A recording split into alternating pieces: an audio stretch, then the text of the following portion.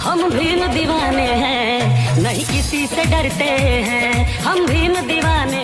नमस्कार दोस्तों, जिस तरीके से कल देर शाम सहारनपुर के देवबंद में चंद्रशेखर आजाद रावण पर जानलेवा हमला हुआ, उसके बाद जिस तरीके से देखा गया कि पूरे भारत भर में अलग अलग जगहों पर भीम आर्मी के कार्यकर्ताओं में काफ़ी आक्रोश भरा हुआ था, काफ़ी गुस्से में लोग थे और आंदोलन की बात भी हो रही थी। तो उसी के बाद आज जो है दिल्ली के पूर्व कैबिनेट मंत्री जो थे, दिल्ली के विधायक जो हैं राजेंद्र पाल गौतम, आज सहारनपुर के हॉस्पिटल में चंद्रशेखर से मुलाकात की, उनको गले लगाया और क्या कुछ वहाँ से जो है उन्होंने अपील की है, क्या कुछ वहाँ से उन्होंने आह्वान किया है, आइए देखिए चंद्रशेखर आजाद रावण के साथ राजेंद्र पाल गौतम की मुलाकात की वीडियो।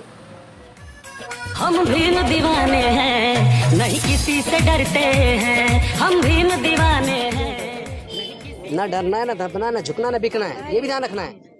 अगर किसी लालच में बिक गए तो खत्म हो जाएगा सारा मूवमेंट। सोचो अगर बाबा साहब भी अगर बिक जाते तो क्या आज हम लोग मंत्री बन पाते, एमएलए बन पाते, वकील बन पाते? हमें तो ये भी नहीं पता होता। ये कुर्बानी बाबा साहब की बेकार नहीं जानी चाहिए, मैं सबके लिए कहना चाहता हूँ। 4 बच्चे जमीन की गोद में सुला दिए माता रमा। इस समाज को तो खुद को जवानी में जला दिया। ऐसी थोड़ी ना हमें ये मिला जो आज हम खुशहाली का जीवन जी रहे हैं। बिल्कुल।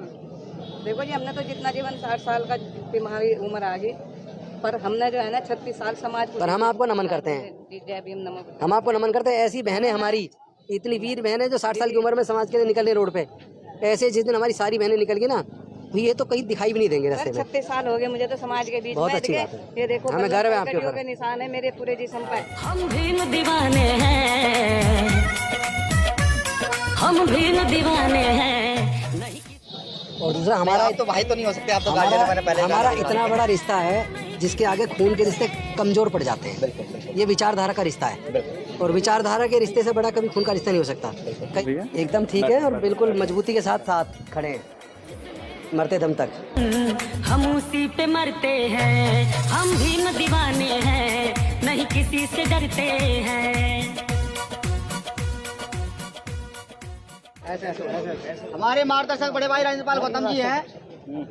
ये नाम को छूता नहीं है, इस नाम को सब जानते हैं कि ये नाम क्या है, और ये भी सब जानते हैं कि इन्होंने अपने मंत्री पद को क्यों ठोकर मार दी। तो मैं चाहूँगा कि भाई आप यहाँ आए हैं सहयोग में, समर्थन में, परिवार के बीच आप मार्गदर्शन जरूर करें। मैं तथागत बुद्ध बाबा साहब और सभी समाज के महापुरुषों के चरण में कोटि कोटि नमन करते हुए अपने साथियों को सिर्फ एक बात कहना चाहता हूँ कि भविष्य में चूँकि हमारी जो एकता बनती जा रही है समाज की, जो लड़ाई समता, स्वतंत्रता, बंधुता और न्याय की जो डॉक्टर बाबा साहब अम्बेडकर जी ने शुरू की थी और माननीय कांसीराम साहब ने उसको काफ़ी तेज़ कर दिया, और उसके बाद जो युवा साथी हमारे भाई चंद्रशेखर जी हैं, विनय रतन जी हैं, आर्या जी हैं, निगम साहब हैं, पुष्पांकर जी, सब लोग जो आप सब लोग, हम सब लोगों ने जो एकजुटता के साथ पूरे देश के अंदर सामाजिक न्याय की इस लड़ाई को प्रजातांत्रिक तरीके से, अहिंसात्मक तरीके से जिस तरीके से मजबूत किया है, इससे जो जातिवादी और विषमता और अन्याय पर आधारित सोच रखने वाले लोग बौखला गए, और ये इस तरह के हमले हो सकता है भविष्य में हमारे ऊपर और भी हो। आपको सबको पता है, कभी हमारी गर्दन काटने पे वो इनाम रखते हैं, कभी हमारे किसी और भाई की पे इनाम रखते हैं। तो ये हमें उकसाने की कार्रवाई है, और वो इसलिए कर रहे हैं क्योंकि वो घबरा गए। लेकिन हमें किसी को उनके उकसावे में नहीं आना। डॉक्टर बाबा साहब अम्बेडकर जी ने हमें 3500 साल की गुलामी तोड़ने के लिए इस लड़ाई को कभी औजार हथियार से नहीं लड़ा, क्योंकि ये लड़ाई विचारधारा की है, औजार हथियार की लड़ाई नहीं है। उन्होंने बुद्धि और विवेक से, कलम से, अपनी काबिलियत से इस लड़ाई को लड़के सफलता अर्जित की है। हमें इस लड़ाई को अंजाम तक पहुंचाना है। माननीय कांसीराम साहब ने भी कभी औजार हाथ में नहीं लिया।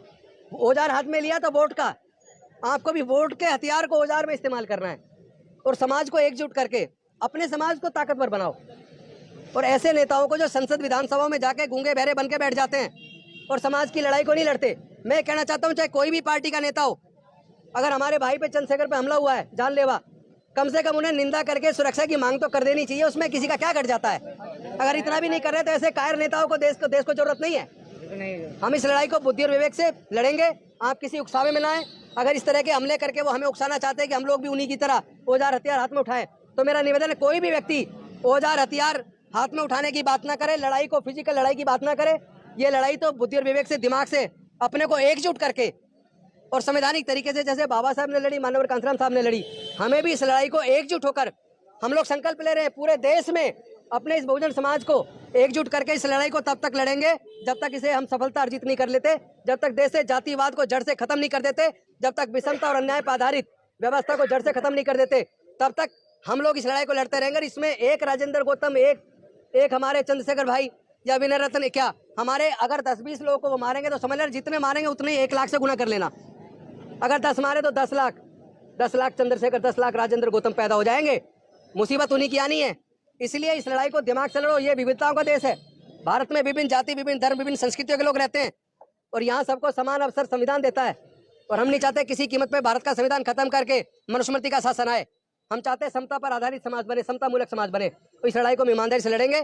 मैं सिर्फ यही संदेश आपको देना चाहता हूँ, हम सब लोग साथ हैं, सब लोग एकजुट हैं और हम उम्मीद करते हैं कि भाई चंद्रशेखर जल्दी स्वस्थ होंगे और इस मूवमेंट को लीड करेंगे। हम और आप सब लोग मिलकर पूरे समाज को एकजुट करके इस लड़ाई को सफलता में बदलेंगे।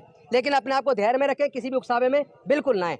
बहुत बहुत धन्यवाद। जय भीम, जय भीम, जय भीम, जय जय जय जय जय भीम, जय भीम, जय जय जय जय जय भीम, जय भीम, जय भीम। बहुत ही दुर्भाग्यपूर्ण और कायरतापूर्ण कार्रवाई है, शर्मनाक है।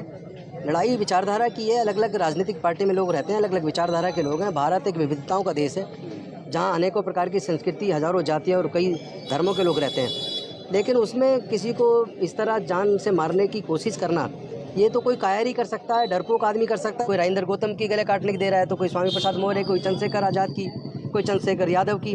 तो ये सब जो है ना कायर लोग इस तरह की धमकियाँ देते हैं। मैं ऐसे लोगों को संदेश देना चाहता हूँ, इस तरह देश नहीं चलता और ये देश का कोई एक आदमी मालिक नहीं है। देश में रहने वाले सभी लोग देश के लोग हैं और मिलजुल कर रहेंगे तो प्यार से तो देश बढ़ेगा। लेकिन एक बात मैं कह दूं, और पॉलिटिकल हमला हो सकता है, ये बेसिकली विचारधारा की लड़ाई है और इसको लाठी गोली से जो लोग सोच रहे हैं कि इससे जीतेंगे तो वो गलतफहमी के शिकार हैं। अभी ये मांग भी हो रही है Z+ सिक्योरिटी होनी चाहिए, आपका इसमें कोई ओपिनियन? निश्चित तौर पर सिक्योरिटी मिलनी चाहिए। जो लोग जिनको विशेष रूप से खुलेआम धमकियां मिलती हैं और केवल धमकियां नहीं मिलती, जिन पे हमले भी होते हैं, ऐसे लोगों को अगर सिक्योरिटी नहीं मिलती और जो लोग धर्म के नाम पे भड़का रहे हैं लोगों को, उनको जो सिक्योरिटी मिलती है, तो ये कोई अच्छा संदेश नहीं है और देश की सरकारों को इस पे गंभीरता से सोचना चाहिए। आपको सीधे तौर पर लगता है ये राजनीतिक दुश्मनी के तहत किया गया जानलेवा हमला है? देखिए, दोनों चीज़ें हैं। एक तरफ राजनीतिक है और दूसरी तरफ सामाजिक आंदोलन, जो सामाजिक न्याय का आंदोलन हम लोग लड़ रहे हैं, उस पर आए दिन हम लोग को धमकी मिलती है। तो दोनों में से कौन लोग हो सकते हैं ये तो कहना मुश्किल है। लेकिन मुझे लगता है कि चंद्रशेखर आज़ाद जी के जो साथी लोग हैं, जिन्होंने इस वारदात के जो चश्मदीद हैं और जिन लोगों ने उनको पहचान लिया है हमलावरों को, निश्चित तौर पे उसका खुलासा हो जाएगा। और मैं उम्मीद करता हूं कि सरकार ऐसे दोषियों को तुरंत गिरफ्तार करके और जल्द से जल्द जांच पूरी करके फास्ट ट्रैक कोर्ट में के माध्यम से उनको तुरंत सजा सुनिश्चित करेगी, ताकि इस तरह की किसी घटना को पुनरावृत्ति ना हो और देश में शांति व्यवस्था बनी रहे। और इसी तरह की शांति व्यवस्था की अपील खुद